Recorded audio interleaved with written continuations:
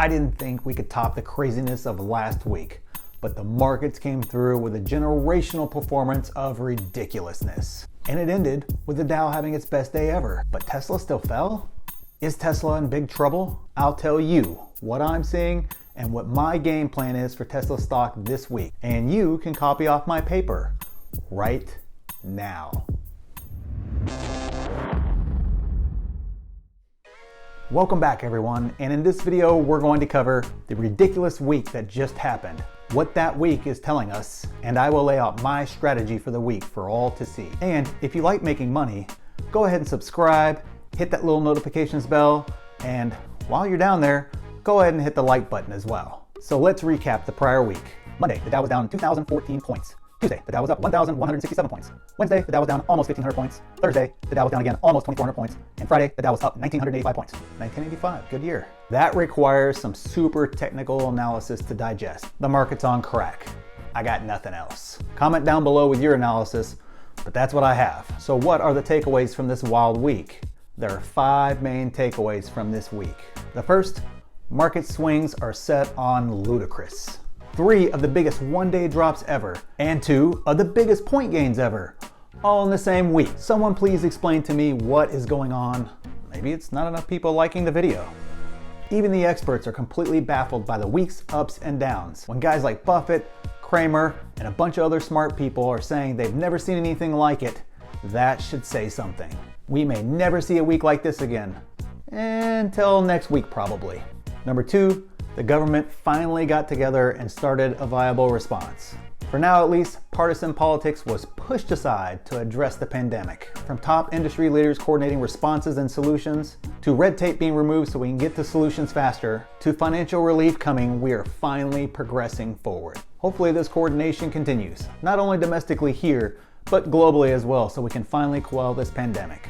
Hey, I can hope, right? Come on people, positivity here. Number 3. Oh, no, that's not 3. This is 3. Number 3, despite all of this, everything is still really uncertain. Travel is pretty much shut down.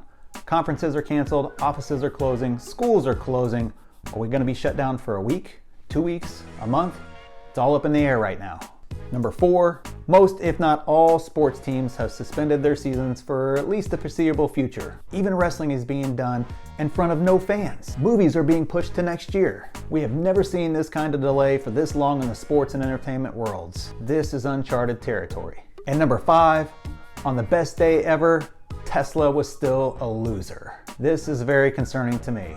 I know, this is a very nuanced issue, but Tesla admitted to having supply chain issues this week with not being able to get the new chips for Model 3s rolling off the line. My suspicion is this could be an indication of potentially larger but short-term issues due to the virus. Bottom line for the week, Tesla and the market is still trending down.